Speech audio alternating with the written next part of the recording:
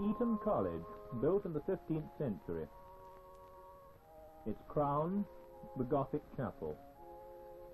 The jewels in the crown, the stained glass windows. A far cry from modern industry, but closely linked with the very beginnings of our patent system. For whilst this college was being built, Henry VI brought one John Newtonham from Flanders to make stained glass intended for the windows of this college.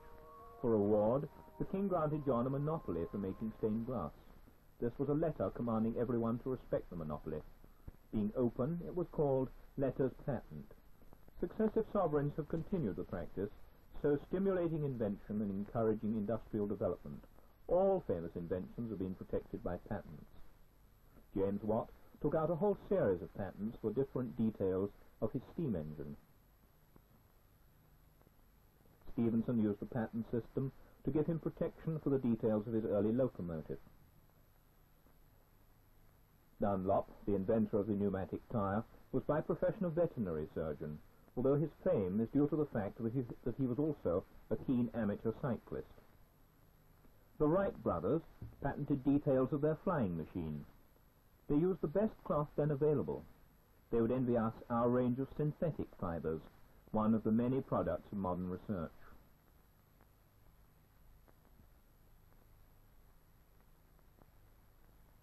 Invention is never still, and in laboratories throughout the world, research workers are striving to perfect man-made fibres. Each new material produced is subjected to exhaustive tests to reveal weaknesses and to make comparisons with competitive yarns.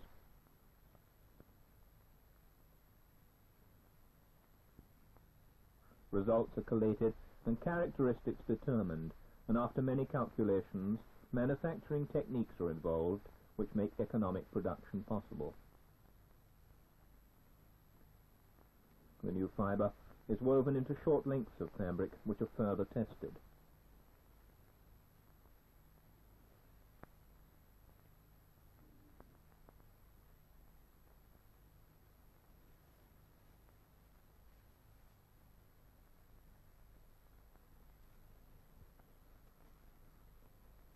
When the research team are satisfied, they report their progress to the board.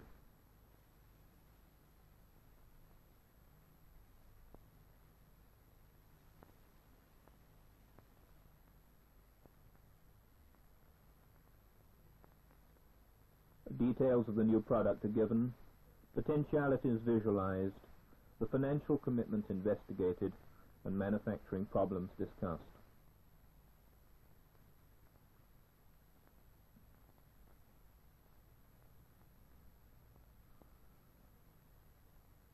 All this work has cost a great deal of money, and before investing still larger sums on the setting up of full-scale production plant, they determined to apply for patent protection without delay.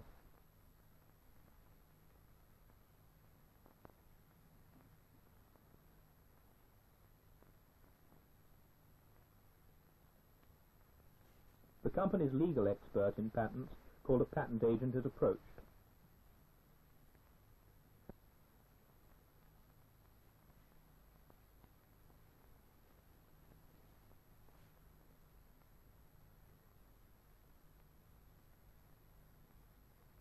He prepares a description or specification of the invention, complete with drawings.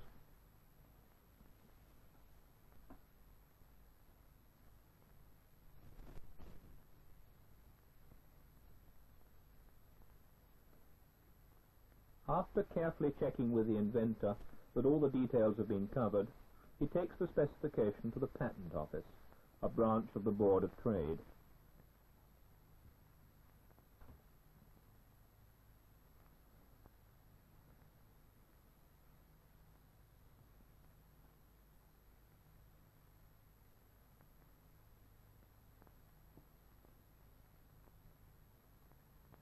The specification is numbered and dated,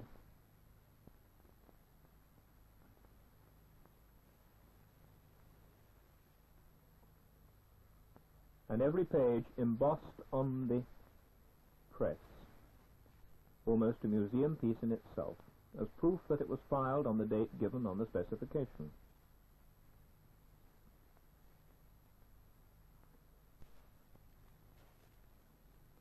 Complete sets of documents are put in folders and passed to the officer responsible for the vital technical and scientific work on the specification. He is called an examiner.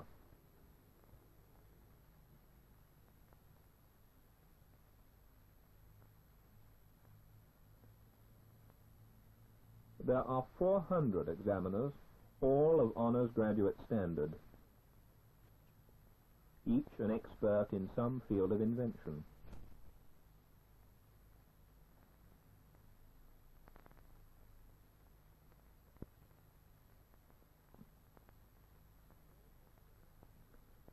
Although most of the examiners are men, women graduates are also employed on this work. Some part of this invention may interest our examiner's colleague, for few inventions are confined strictly to one field.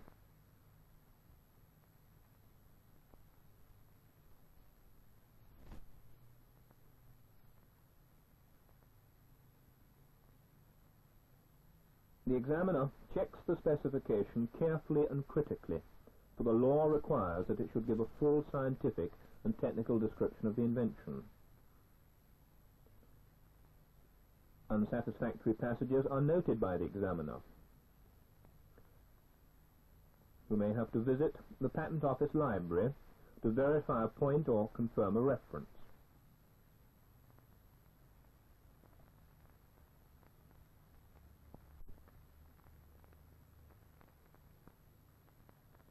This spacious library not only contains the latest scientific and technical books, but it also receives all the principal scientific and technical periodicals from all the countries of the world, and copies of their patent specifications.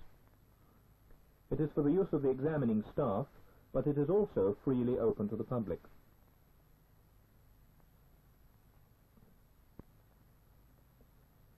The examiner must now find out whether the invention is novel, for patents are granted only for new inventions.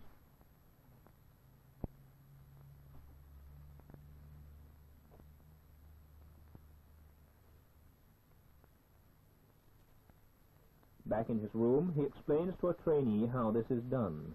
A search is made through the past 50 years' patent specifications. It is not necessary to go through all the million specifications published during this period, for by using an ingenious indexing system, only a few boxes of earlier specifications need be consulted. The examiner decides that a small part of this invention is not new and must be removed from the specification, and so he invites the agent and inventor to discuss the point at issue.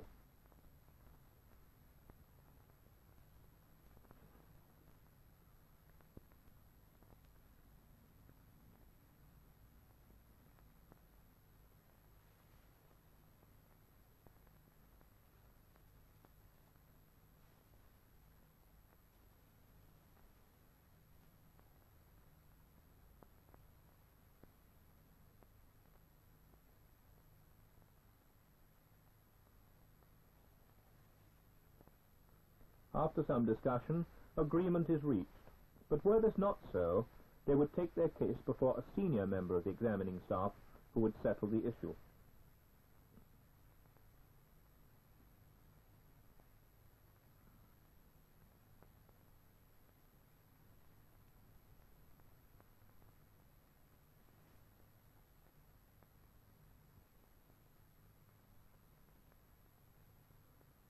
Once satisfied, the examiner signs to authorize the printing and publication of the specification.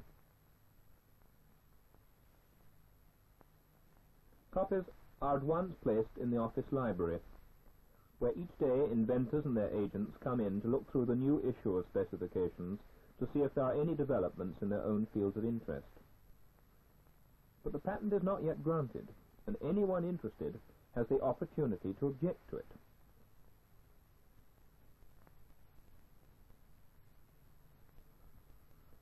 In the rare cases where this happens, the objections are considered at a hearing in the Patent Office Court. before the controller or his representative, assisted by the examiner who sits beside him.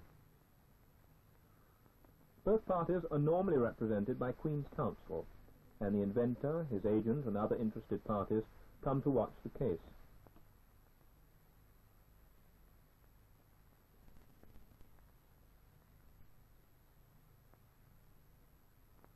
The presiding officer gives his decision, against which either side can appeal to a judge of the High Court.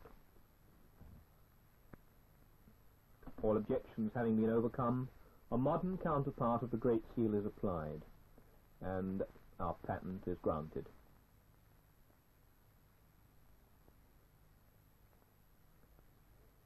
Back at the factory, the board has met to consider the next step. Protected by the patent, it is decided to begin large-scale manufacture of the new fibre. For this, a new factory will be required.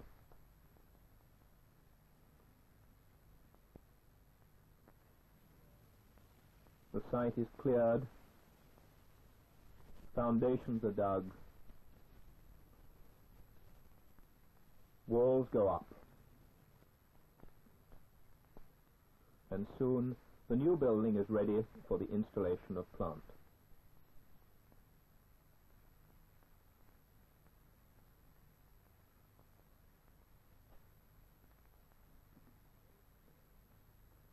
Clothing manufacturers are quick to realize the advantages of the new fabric.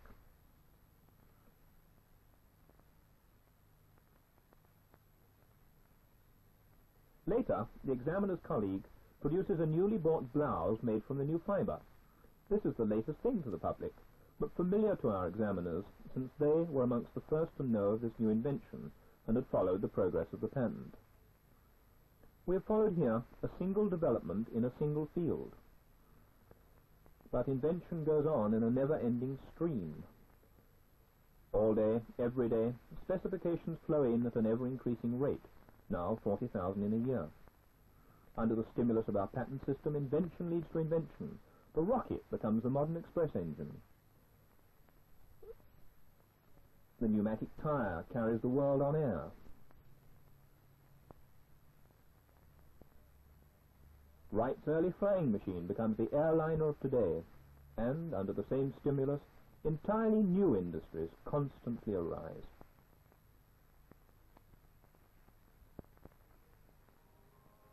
Truly, the Patent Office is the handmaid of industry.